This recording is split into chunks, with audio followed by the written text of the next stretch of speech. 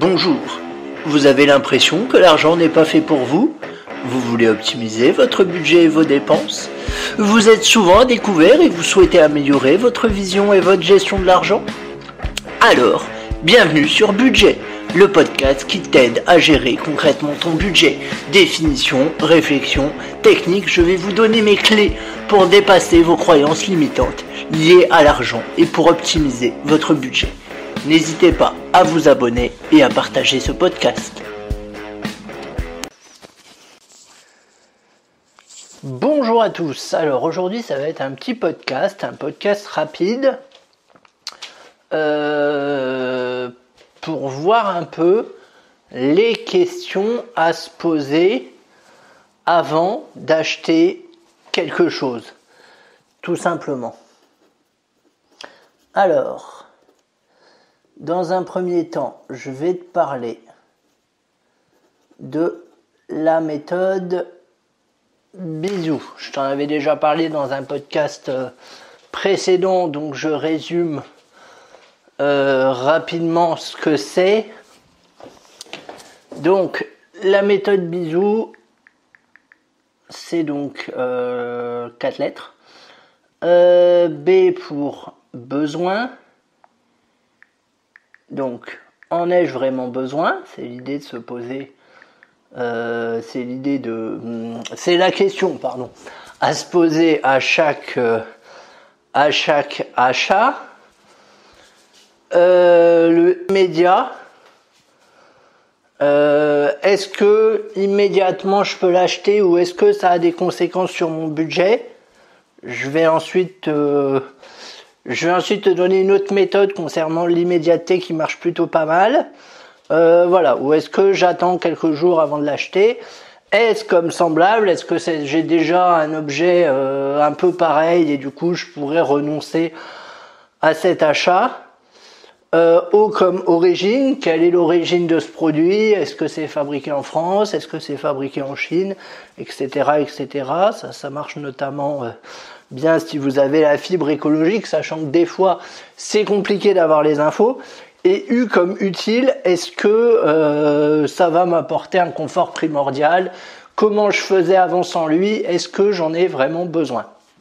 Donc ça, voilà, c'est la méthode Bisou. Donc B comme besoin, I comme immédiat, S comme semblable, O comme origine et U comme utile. C'est des questions que vous pouvez vous poser avant d'acheter quelque chose, tout simplement.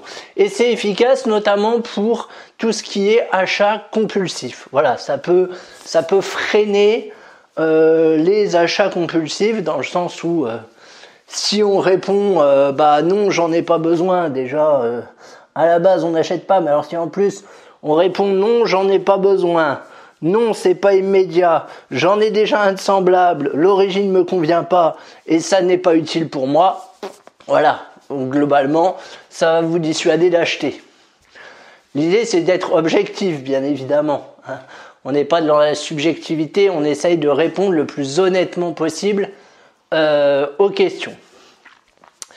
Ensuite, je vais te donner une autre méthode qui, elle, part de ce que tu gagnes. Et en fait, l'idée, ce sera de calculer le coût horaire d'un achat. Alors, comment ça se passe? C'est assez simple.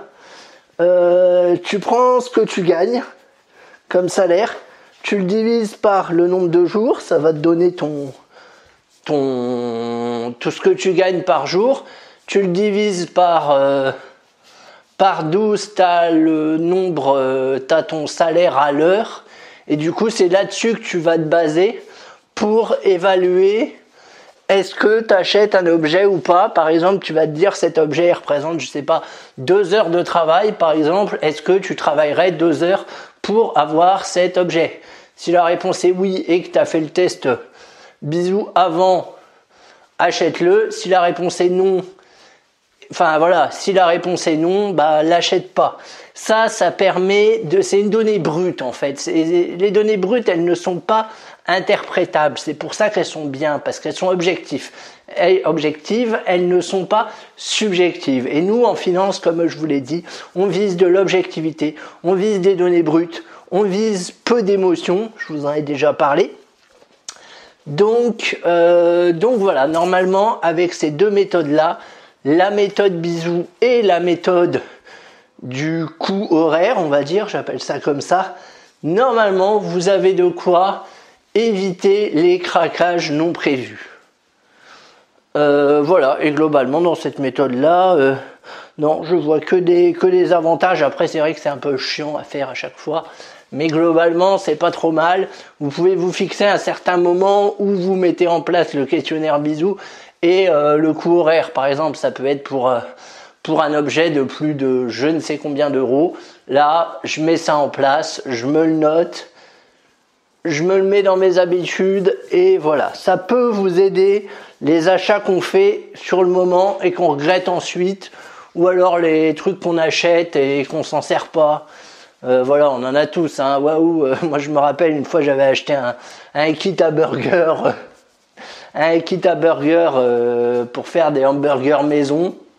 Bon bah il est resté dans sa boîte, mais j'en étais très fier. Mais j'ai pas fait une seule fois des hamburgers. Ça m'a pas coûté cher, je sais plus combien ça m'a coûté, 5 ou 10 euros, quelque chose comme ça.